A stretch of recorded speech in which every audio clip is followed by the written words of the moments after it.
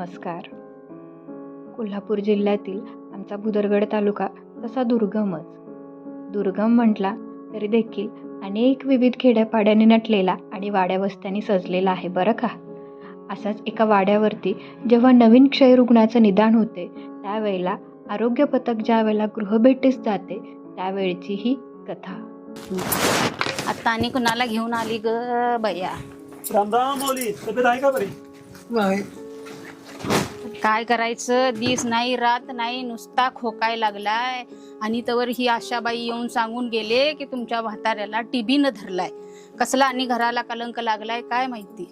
मावशी, जर लिंबू उतरून टीबी हा रोग कमी आला असता तर शासनाने एवढ्या योजना कशाला काढल्या असत्या बरं? मग दादा आम्हाला हे औषध उपचार परवडणार आहे का? अगं बाई, हे आणि काही विपरीत बोलायला लागलीस. वसुदेवाकडे तोंड करून उभी आहे. आज पत्र कुणाला बी बोलली नाही म्या, तुझ्या जवळ म्हणून सांगते ग. लहान ग्या वयात ग माझं लगीन झालं आणि आई बाबांनी दाडल्या संग बंबईला धाडलं होय की नाही. तेव्हा तिकडे गेलो, कशी तरी 4-6 महिने बाई मी चांगली राहिली असन. आणि आता जसं म्हाताऱ्याला व्हायला लागलं तसं नुसता खोकला आणि रात्रीचा ताप बी यायचं बाई. बाई जसं वजन माझं कमी व्हायला लागलं की नाही तसा नवऱ्यान मला तिकडनं इकडे धाडली बघ.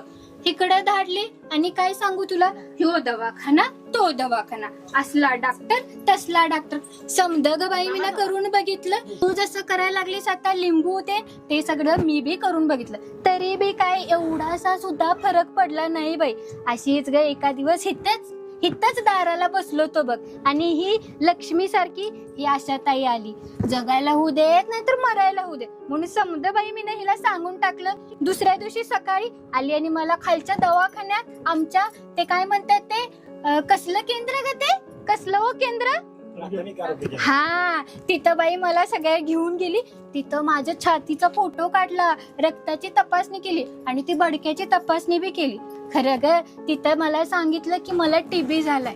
ते जे मी ऐकलं धूमच टुकली आणि इकडं पळून आलो.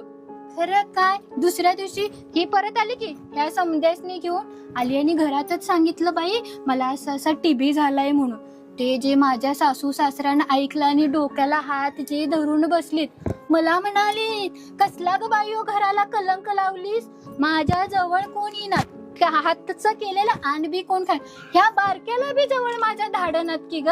तेव्हा ह्याच्या घरच्यासनी समजून सांगितलं टीबी हो काय कलंक नव, तो आजार आहे आणि औषध घेऊन बरा बी होतोय. मोफत औषधानं बरा होतोय. सरकार त्या बाबतीत मोफत औषध देतंय की नाही आपल्याला. तेव्हा की नाही ह्या समध्यानी माझ्या घरच्यांची बी टीबीची कसली ती तपासणी केली.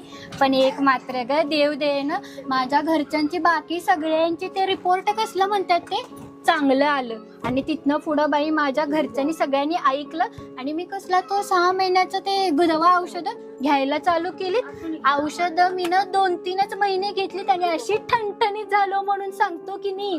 पण पुढं मात्र मीनं की नाही 6 महिन्याची औषधं बाबा पूर्ण केलीत बघा. 6 महिने मी औषध घेतो.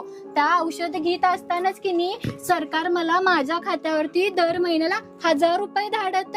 ते करत असताना बाई कसला होतो मित्र, निक्षय मित्र. हा ते निक्षय मित्र का काय म्हणताय ते, त्याच्यातनं मला दर महिन्याला खायला गहू किलोभर गहू, ज्वारी, बाजरी आणि ते शेंगदाणं, अंडी ते बी देत.